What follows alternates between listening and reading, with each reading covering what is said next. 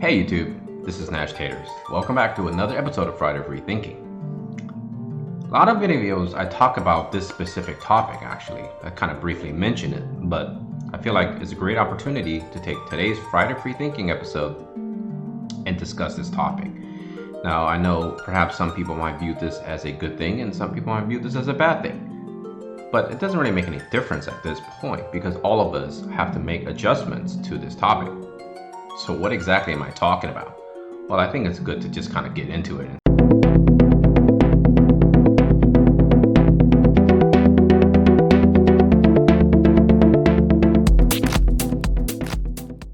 I think one of the biggest surprises that we've seen on the global server is the fact that we got Final Fantasy IV. My personal prediction was around Thanksgiving time, but a lot of people felt that given the timeline of the JP server, we wouldn't be seeing Final Fantasy IV perhaps until 2021, which essentially brings up to this topic of conversation, and that is the difference between the JP server and the global server. Now, the JP server was essentially created 3 months before the global server. So since global server is roughly I guess the easiest way to do this is JP server just got the 1-year anniversary. So roughly 1 year ago, this game was created in Japan. I think the game was pretty much created with a Japanese player base in mind. A lot of grinding, a lot of essentially working and thinking long term. So your reward at the end of the rainbow makes you feel good. Also, a lot of people felt that this game essentially is just a copy of the Alchemist Code, with a big faceless, of course.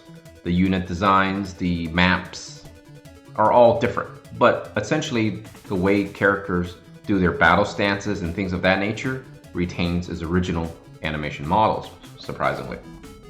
But one thing this game does pack a big punch is it has a big company called Square Enix backing it, and essentially giving them access to a lot of the big brands, if you will, right? The big whales of IPs, such as Final Fantasy, Final Fantasy Tactics, perhaps Chrono Trigger, Final Fantasy 7, 12, 16, whatever your favorites are, right?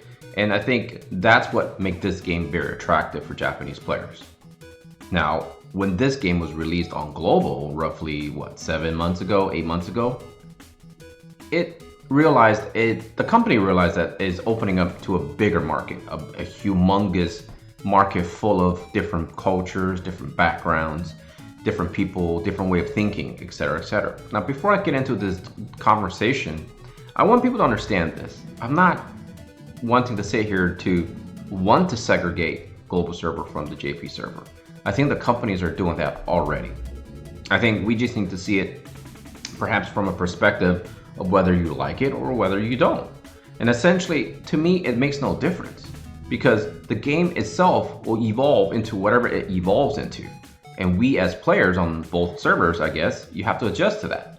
But ultimately, players on the JP servers who don't play on global don't really know anything about what's going on global and most likely don't care, right? Since it doesn't involve them in their daily life. But there's a big difference for global players because we tend to look forward to what's coming up on the global server by looking up to what's going on the JP server. So essentially, it's not a mutually exclusive situation. So that leads me to the next point. What is the global player base like? The global player base obviously should be essentially on paper a lot bigger than the Japanese player base. But unfortunately, this game is a very niche game, right? Not everybody enjoys this type of game. Given the fact that there's tons of grinding, there's tons of waiting, as you will, people don't enjoy that kind of stuff. So essentially, what essentially should be a humongous player base perhaps is shrunken down to a much smaller percentage perhaps than the creators wanted, or maybe hoped for. Regardless of all that, I think essentially what's carried over and what's left over of the player base currently on global, there's going to be a small percentage of negative people. There's going to be a small percentage of people that are always complaining. There's always going to be a small percentage of people who don't like any of the changes, etc., etc. And I'll be honest, there are situations where I tend to be kind of negative about certain situations. And in my younger years, I've definitely been I guess my friends will label me as a very negative person, right? I right away start pointing out things that I see that could be flaws. And I think that's just the way I look at things, situations. I look at the flaws first and see if we can improve on those instead of concentrating on the positives, which a lot of people perhaps do. I think this type of mentality makes me feel like I'm very competitive. It makes me feel like I want to always make things better than they are. But of course, the wide majority of folks in the world will perhaps treat that personality as a negative personality. I'm more than willing to accept whatever people think of me because I can't change that.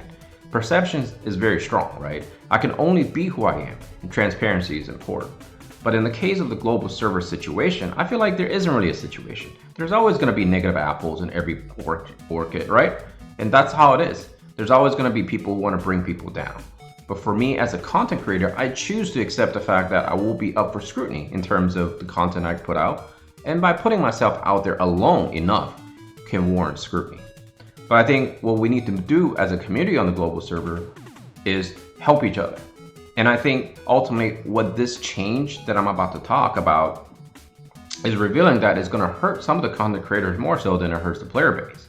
For example, with the insertion of Little Leela in terms of Halloween and Ryu, essentially we changed the timeline. Originally we were supposed to get, I think, Luasa to help us fight the Fenrir challenge, and that has been taken away. Originally Final Fantasy XIV perhaps should have been where Final Fantasy IV is today. That has been pushed back or perhaps even canceled, speculation made by players. Another thing was a lot of people felt like seasonal characters, right, such as Little Leela and Christmas units and perhaps swimsuit units would never come to global because it's not something the Japanese players or the designers, if you will, actually wanted to do, perhaps. At least this is all speculations, all hearsay. But ultimately, here we are today. Little Leela's out, Ryu's out, and of course, most likely, according to Hiroki himself, we're going to be seeing the Christmas units. And maybe even more global exclusive units such as Thanksgiving, because Thanksgiving ultimately is an American holiday. Or maybe Valentine's Day, right? A lot of these American holidays perhaps will be seeing units that we can only see on global. And I think that in its own right is going to change the entire game in a way for global players. Because ultimately, what used to be a parallel thing now is becoming like a tangent, a deviation, if you will, away from the Japanese server and the Japanese timeline. I think there are a lot of good content creators right now covering global by utilizing their knowledge and their obviously experience from playing on the JP server and carrying that over to help us predict new units, new vision cards, etc., coming to us. So we as global players can better prepare ourselves. Obviously, those players and those content creators are going to be intelligent enough to figure out that they're going to have to make some adjustments on their own and perhaps look forward to newer content that they can create in terms of moving forward. I'm not too worried about that. What I am worried about is that this is going to put sort of a damper in a lot of people's game plans, if you will, right? For example, I originally wanted to summon for Cecil and summon for Kane. Turns out Cecil is absolutely free, and so I don't have to worry about him anymore. In fact, I'm not even going to build him anymore because I realized I don't want to summon Kane anymore. Because again, the impact that the JP server had on us as global players was that the EX Job 25 quest essentially made me change a lot of my planning. And the thing about spenders is that they, generally speaking, don't care about anything that's going on for the most part because they have an endless resource, correct? They can just spend money at will at any time and they will make adjustments accordingly. I think the bulk of the concentration I want to talk about is the fact of the impact on the free-to-play players because they do not have that luxury of an endless pool, and not perhaps because they choose to or not choose to, whatever their own reasoning is of not spending or whatever. That's irrelevant. And we should never worry about that aspect. We should worry about what they can control, which is ultimately playing this game and how they want to play it. I think ultimately people will all make adjustments, right? For example, if in fact they were hoping to summon for, say, Thancred or perhaps Luasa, now they simply don't have to worry about too much of it and concentrate what's ahead of them. Worry about if they should be building for Cecil or not, or worry about if they should be summoning for Rosa or Kane, and worry about if they want to participate in the Trials of Reckoning to get that spear or get that bow. And I think ultimately everyone's going to eventually make adjustments. But I think it's important, especially on Friday Free Thinking, that we start analyzing this situation. What are we going to be anticipating future in 2021? Are we going to see a completely sort of a new entity, if you will, of the global server? And as an exclusive content coverage person on global server only, I tend to kind of look at JP as a reference guide to see what I can perhaps prepare for the future for my own content and of course for my own account in terms of enjoying the game. I think ultimately, unfortunately, is putting everything out of whack. And I think that's fine. Ultimately, I'm okay with all that. And I hope the player base in the global server is okay with all of this too. I think perhaps there are going to be more players leaving the game because they just simply don't enjoy it anymore for whatever reasons. And perhaps part of that reason is perhaps seeing some of the new changes. They're not fans of it and they're willing to walk away. We can't stop that from happening. What we can do is hopefully educate the new players coming into the game and hopefully continue to educate each other and help each other of the remaining player base to further ahead, move forward and enhance our own gameplay. And I think that's the reason why I created this channel, to really kind of learn more about the world, so to speak, through, unfortunately, the internet. It is what it is. But at the same time, create a social interaction for myself, and of course, share my feelings on games, mind you, games, not just World of Visions, games that I want to play. So I think that's all the time for this video. I hope I kind of opened up another branch, if you will, of conversations for the community. I invite y'all to join in the comment section. Please feel free to do so, and feel free to chime in. What do you think? Do you feel like this is a good deviation? Do you feel like this is a good tangent that we're moving forward with? Or do you feel like, it doesn't really make any difference either way?